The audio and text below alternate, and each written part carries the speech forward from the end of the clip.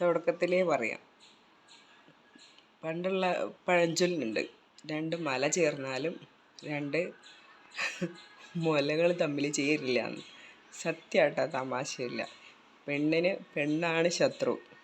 പെൺപിള്ളേർ പക്ഷെ ചെക്കന്മാർക്ക് അങ്ങനെ ഇല്ല കേട്ടോ.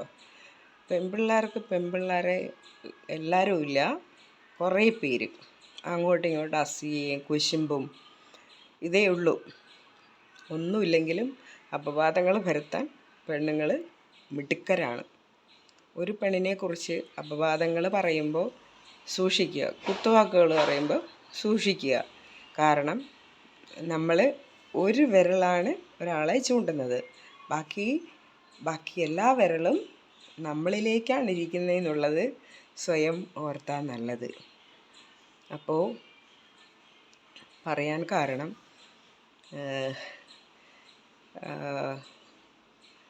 എൻ്റെ കടമയിൽ തന്നെയാണ്, നമ്മുടെ ബാച്ചിൽ ഉള്ളവർ തന്നെയാണ് കുറച്ച് പേരിട്ട്, എല്ലാവരെയും പറയില്ല. അസൂയ എന്നോട് വല്ലാണ്ടുണ്ട്. എന്തുകൊണ്ടാ ഏതിനാ എന്നെനിക്കറിയില്ല.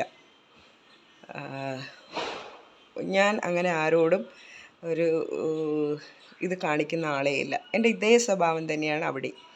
എൻ്റെ ചുറ്റിനുള്ളവർക്കറിയാം ഞാൻ എത്ര എല്ലാവരോടും സ്നേഹത്തിലാണ് നിൽക്കുന്നതെന്ന്. അങ്ങനെ തന്നെയാണ് അവിടെ. ഒന്നുകിലെന്നല്ല, എനിക്ക് ഡ്രസ്സ് ഇഷ്ടമാണെന്ന് ഞാൻ നിങ്ങളോട് പറഞ്ഞിട്ടുണ്ടല്ലോ. ഡ്രസ്സ് ഭയങ്കര വീക്ക്നെസ്സാണ് എനിക്ക്.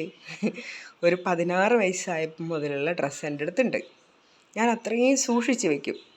ഞാൻ ആർക്കും അങ്ങനെ കൊടുക്കില്ല എന്നല്ല, അതുപോലെ സൂക്ഷിക്കുമെങ്കിൽ മാത്രമേ കൊടുക്കുള്ളൂ. എൻ്റെ ചേച്ചീൻ്റെ കുട്ടികളുണ്ട്, ചേച്ചിക്കറിയാം അവൾ സൂക്ഷിക്കും. അപ്പം അങ്ങനെയൊക്കെ നമ്മൾ കുടുംബത്തിൽ തന്നെ എല്ലാവരും ഉണ്ടല്ലോ, അങ്ങോട്ടും ഇങ്ങോട്ടൊക്കെ ഷെയർ ചെയ്യും. അപ്പം അങ്ങനെയാണെങ്കിൽ കൊടുക്കലുള്ളൂ. ചേച്ചിയും വാങ്ങിത്തരും. ചേച്ചീൻ്റെ ഹസ്ബൻഡ് ഗൾഫിൽ നിന്നൊക്കെ വരുമ്പം എനിക്ക് കുറേ പാൻറ്റ് തന്നിട്ടുണ്ട്, 2 ട്രൗസർ കൊണ്ട് തന്നിട്ടുണ്ട്. നല്ല അടിപൊളി, നല്ല ജീൻസിൻ്റെ ട്രൗസർ. എത്ര കൊല്ലം മുന്നെയാണെന്നറിയാം, ഒരു 8 കൊല്ലം മുന്നേ ജീൻസിൻ്റെ ഹാഫ് ട്രൗസർ കൊണ്ട് തന്നിട്ടുണ്ട്. അടിപൊളിയാട്ടോ സാധനം. ഇപ്പം ഞാൻ വീട്ടിൽ യൂസ് ചെയ്യുന്നു, അല്ലെങ്കിൽ ഞാൻ പുറത്ത് യൂസ് ചെയ്തുകൊണ്ടിരുന്നതാണ്. അപ്പോൾ ഇത് പറയാൻ കാരണം, എന്തിനാണ് ഇവരൊക്കെ എന്തെങ്കിലും കേൾക്കും, എന്തിനാണ് എന്നോട് ഇങ്ങനെ അസൂയ കാണിക്കുന്നതെന്ന് എനിക്കറിയില്ല. എന്നെക്കാളും കഴിവുകൾ അവർക്കുണ്ട്, എന്നെക്കാളും ഭംഗി അവർക്കുണ്ട്. എന്നിട്ടും എന്തിനാണ് എന്നോട് അസൂയ കാണിക്കുന്നതെന്ന് എനിക്കറിയില്ല. അപ്പോൾ ഈ ഡ്രസ്സൊക്കെ ഇട്ടുകൊണ്ട് വരുമ്പോൾ എന്നോട് ചോദിക്കും, എത്രയാ ഡ്രസ്സുകൾ. അതിന് ഞാൻ ഈ ഡ്രസ്സ് വെച്ചിട്ട് അവരോട് എന്തെങ്കിലും ആജ്ഞാനം കാണിക്കുന്ന? ഞാൻ ഒന്നും കാണിക്കുന്നില്ല. നോർമലി ഞാൻ പോകുന്നു, വരുന്നു, പഠിക്കുന്നു, ഇത്ര തന്നെ. പിന്നെ ഇവർ തമ്മിൽ പോലും ഒരാൾക്കൊരു കഴിവുണ്ടെങ്കിൽ തമ്മിൽ പോലും പറയില്ല. പക്ഷേ ഞാൻ അങ്ങനെയല്ല. മിസ്സുമാരോടായാലും എല്ലാവരോടും ഞാൻ പറയും, മിസ്സേ ഇന്ന ആൾ പടം വരയ്ക്കും, മിസ്സേ ഇന്ന ആൾ നല്ലോണം സ്റ്റിച്ച് ചെയ്യും. ഇങ്ങനെ അവരുടെ കഴിവുകൾ ഞാൻ പുറത്ത് പറയാറുണ്ട്. ഇവർ തമ്മിൽ പോലും പറയാറില്ല കേട്ടോ. ഫാഷൻ ഷോയ്ക്ക് ഞാൻ ഷോയിൽ കയറുമ്പോൾ കാറ്റ് വാക്ക് ചെയ്യുമ്പോൾ ഒരു കുട്ടി അവിടെ ഇരിക്കുകയാണ്, അവൾ സൂപ്പറായിട്ട് കാറ്റ് വാക്ക് ചെയ്യുന്നതാണ്. അപ്പം അടുത്തിരുന്ന ആൾ പോലും പറഞ്ഞിട്ടില്ല, നമ്മുടെ ബാച്ചിൽ തന്നെ അടുത്തിരുന്ന ആൾ പോലും പറഞ്ഞിട്ടില്ല, മിസ്സേ ഈ കുട്ടി കാറ്റ് വാക്ക് ചെയ്യുന്നു. പക്ഷേ ഞാൻ അവളെ പിടിച്ചുകൊണ്ട് വന്നു, നീ ഇത്രയും കാറ്റ് വാക്ക് നല്ലോണം ചെയ്യുന്നതല്ലേ, നീ എന്തിനാ സൈലൻ്റായിട്ട് ഇവിടെ ഇരിക്കുന്നത്, എണീച്ച് വാന്ന് പറഞ്ഞ് പിടിച്ച് ഞാൻ അവളെ കൊണ്ടുവരികയും ചെയ്തത്. ചിലർ കഴിവുകൾ പുറത്ത് പറയില്ല, ചിലർ മിണ്ടാണ്ട് സൈലൻ്റായിട്ടിരിക്കും, ഇങ്ങനെയൊക്കെയാണ്. പക്ഷെ ഞാനങ്ങനെയല്ല. എല്ലാവരുടെയും കഴിവുകൾ ഒക്കെ ഞാൻ പുറത്ത് കൊണ്ടുവരും, പറഞ്ഞു കൊടുക്കാറുണ്ട്. മിസ്സേ ഇന്ന ആൾക്ക് നല്ല കഴിവുണ്ട്, മിസ്സേ ഇന്ന ആൾക്ക്, ഇവരൊക്കെ വെറുതെ ഇരിക്കുന്നതാണ്, ഇവർ നല്ലോണം പടം വരയ്ക്കും, ഇവർ നല്ലോണം ഇങ്ങനെ ചെയ്യും എന്നൊക്കെ പറയലുണ്ട്. എനിക്കങ്ങനെ ആരോടും അസൂയയില്ല, കുശുമ്പുമില്ല. അവനവൻ്റെ കാര്യം അവരെന്തോ ആയിക്കോട്ടെ എന്നുള്ള രീതിയിലാണ് ഞാനിട്ടാ. അവർ നന്നായിട്ടിരുന്നാൽ നമുക്കൊരു കാലത്ത് പറയാമല്ലോ, എൻ്റെ ഫ്രണ്ട് ഇങ്ങനെയാണെന്നൊക്കെ. പിന്നെ എന്തുകൊണ്ടാണ് അവരെന്നോട് അസൂയ കാണിക്കുന്നതെന്ന് എനിക്കറിയില്ല. എനിക്ക് തോന്നുന്നത്, ഒരുപാട് പേര് പിള്ളേരെല്ലാം ഇപ്പം നമ്മൾ ഇതിന് പോയപ്പോഴും എല്ലാവരും എൻ്റെ അടുത്ത് കൂടി ഒന്ന് ഫോട്ടോസ് എടുക്കുന്നുണ്ട്. പിന്നെ പലയിടത്തും എൻ്റെ ഫോട്ടോസ് എടുക്കുന്നുണ്ട്. പിന്നെ എനിക്കിങ്ങനെ ഒരുപാട് വർക്ക് വരാറുണ്ട്. ഇതൊക്കെ ഞാൻ പറയാറുണ്ട്. അപ്പം ഞാൻ പറയാറുണ്ട് എനിക്കിങ്ങനെ വർക്കുകൾ കിട്ടലുണ്ട്. അപ്പം നമുക്കെല്ലാവർക്കും കൂടെ ഞാൻ എൻ്റെ വർക്ക് ഞാൻ ഒറ്റയ്ക്കല്ല ചെയ്യുന്ന, ബൾക്കായിട്ടുള്ള വർക്ക് നമുക്ക് ഒറ്റയ്ക്ക് ചെയ്യാൻ പറ്റില്ലല്ലോ. എനിക്ക് വേണമെങ്കിൽ എനിക്ക് പുറത്ത് സ്റ്റാഫിനെ എടുത്ത് എനിക്ക് ചെയ്യിക്കാം. ഞാൻ അവിടെയും പറയുന്നത് നമുക്ക് കുറച്ച് ഗ്യാങ് ഉണ്ടാവുമല്ലോ നമ്മളിൽ, നമുക്ക് ചേർന്ന് ചെയ്യാം കേട്ടോ എന്നൊക്കെ പറഞ്ഞു. അവർക്കൂടെ നീ കിട്ടിക്കോട്ടെ എന്ന് വിചാരിച്ചിട്ട്.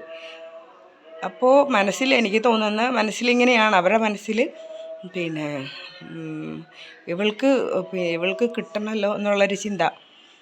ഇവൾക്ക് കിട്ടിയാൽ ഇവൾക്ക് എവിടെ കിട്ടുന്നു, എങ്ങനെ കിട്ടുന്നു എന്നൊക്കെ ഉള്ള ചിന്ത, അതിൻ്റെയൊക്കെ ഒരു അസൂയ എന്നോട്. ആർക്കും കിട്ടാത്ത ഭാഗ്യം എനിക്ക് കിട്ടുന്നതെന്ന്. ഇന്നലെ ഒരു കുട്ടി എന്നെ അവൾ ഫോട്ടോ എടുക്കാൻ വിളിച്ചു. ഞാൻ ഫോട്ടോ എടുക്കാൻ താല്പര്യം ഇല്ലാത്തതല്ല, ചിലരുടെ കൂടെ ഞാൻ നിൽക്കില്ല, ഫോട്ടോസ് എടുക്കില്ല. ഞാൻ നീങ്ങി അങ്ങ് നിന്നു. അപ്പോഴെന്നെ വിളിച്ച് നിർത്തി ഫോട്ടോ എടുപ്പിച്ചതാണ്. ഫോട്ടോ എടുത്ത് കഴിഞ്ഞപ്പോൾ പിന്നെ ഫോട്ടോ എടുത്ത് കഴിഞ്ഞ് വീട്ടിൽ പോയിട്ട് അവിടെ ചെറിയൊരു തർക്കങ്ങളുണ്ടായി. വീട്ടിൽ പോയിട്ട് അവൾ എന്നെ എന്തെല്ലാമൊക്കെ പറഞ്ഞു. ഞാൻ അവിടെ ഇരുന്ന് തർക്കിച്ചപ്പോൾ കുറച്ച് പുരാണങ്ങളൊക്കെ ഞാൻ പറഞ്ഞു. ഇവിടെ ഇരുന്നിട്ട് പുരാണങ്ങളിൽ നിന്ന് പഴയ ചരിത്രം കൊടുത്തതാണ്. അപ്പോൾ അവൾ എന്നെ 1 പറഞ്ഞു, ഞാൻ 10 പറഞ്ഞു.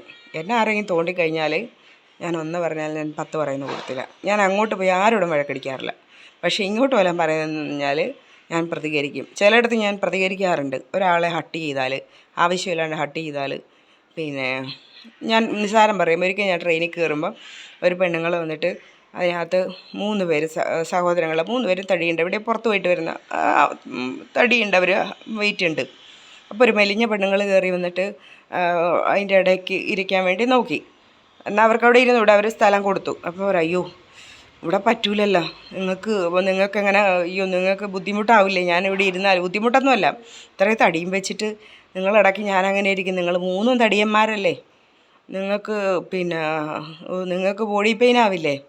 ഇങ്ങനെയൊന്നുമല്ല അവരെ വർത്തമാനം വേറിയിരുന്നു. അത് തടിയെക്കുറിച്ച് പറഞ്ഞുകൊണ്ടേയിരിക്കുന്നു.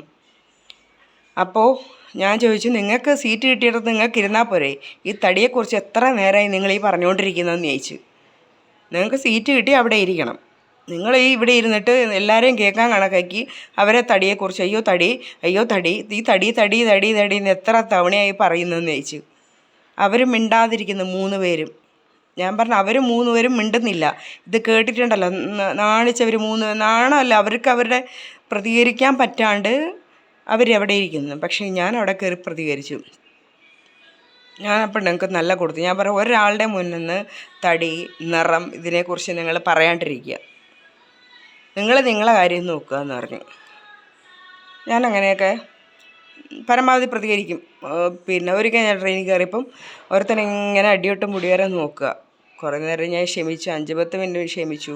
അത് കഴിഞ്ഞ് ഞാൻ പറഞ്ഞു ഇനി നോക്കിയാൽ ചള്ളയടിച്ച് പൊട്ടിക്കുമെന്ന് പറഞ്ഞു.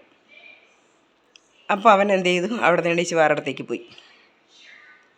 അപ്പോൾ അതാ ഞാൻ പറഞ്ഞു, ഞാൻ ചില കാര്യങ്ങൾ, എല്ലാത്തിലുമില്ല, ചില കാര്യങ്ങൾ ഞാൻ പ്രതികരിക്കേണ്ടടുത്ത് പ്രതികരിക്കും.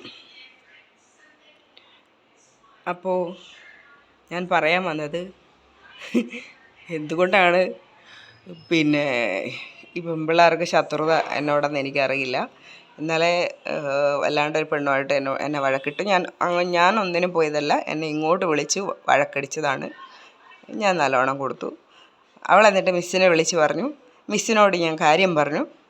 മിസ്സ് പറഞ്ഞു കൽപ്പനനെ ഇങ്ങനെ പറഞ്ഞോ എന്ന് ചോദിച്ചു. ഞാൻ പറഞ്ഞു ആ മിസ്സേ എന്ന് പറഞ്ഞു. അപ്പോൾ മിസ്സ് കേട്ടപ്പോൾ ഞാൻ മിസ്സിനോട് തന്നെ പറഞ്ഞു, മിസ്സ് അവൾ എന്നെ 10 പറഞ്ഞപ്പോൾ ഞാൻ 100 പറഞ്ഞെന്ന് പറഞ്ഞു. അപ്പോൾ മിസ്സ് പറഞ്ഞു അവൾക്ക് അങ്ങനെ പറയേണ്ട ആവശ്യമില്ലല്ലോ കൽപ്പനേനെ എന്ന് പറഞ്ഞു. എന്നിട്ട് അവൾ പറഞ്ഞു പ്രിൻസിപ്പളിൻ്റെ അടുത്ത് വരുമെന്ന് പറഞ്ഞു. ഞാൻ പ്രിൻസിപ്പളിനെ നേരിട്ട് അങ്ങ് അറിയിച്ചു. അപ്പോൾ ഇങ്ങനെയൊക്കെ കുറേ കാര്യങ്ങൾ പറയാൻ കാരണം ഇതുതന്നെയാണ്. ഇപ്പം പിള്ളേർക്കൊക്കെ എന്തിൻ്റെ കേടാണ്, ഇതിലും ബെറ്റർ ചെക്കന്മാർ, അവർ തോളിൽ കൈയിട്ട് നടക്കും.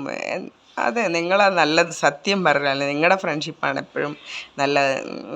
അവർ തമ്മിൽ പിണക്കങ്ങൾ കുറവാണ്. അവർ തമ്മിൽ എന്തെല്ലാം അങ്ങോട്ടും ഇങ്ങോട്ടും പറയും. അസൂയയും കുശുമ്പും ഒന്നുമില്ല. ഇതെല്ലാം അസൂയയും കുശുമ്പും എന്തിനാ എന്നോട് അസൂയ കാണിക്കണമെന്ന് എനിക്കറിയില്ല. അയ്യോ, ചിന്തിക്കുമ്പോണ്ടല്ലോ. പിന്നെ എക്സാം തീർന്നു, അതുകൊണ്ടൊരു വലിയ കാര്യം, റെക്കോർഡ് സബ്മിഷൻ ഉണ്ട്. ഇനി റെക്കോർഡ് സബ്മിറ്റ് ചെയ്യാം. വീട്ടിൽ ഇരുന്ന് വേണമെങ്കിൽ ചെയ്യാം, അവിടെ ചെന്നിരുന്നും ചെയ്യാം. നല്ല ഫ്രണ്ട്സ്, നല്ല പിള്ളേരും ഉണ്ട് കേട്ടോ. അതിൽ കുറച്ചെണ്ണേ ഉള്ളൂ ഇങ്ങനത്തെ വികട് ചിന്തകളും ഇങ്ങനത്തെ കാര്യങ്ങളൊക്കെ. പിന്നെ എനിക്കൊരു ആങ്കറിങ്ങിൻ്റെ ഒരു ഇത് വന്നു.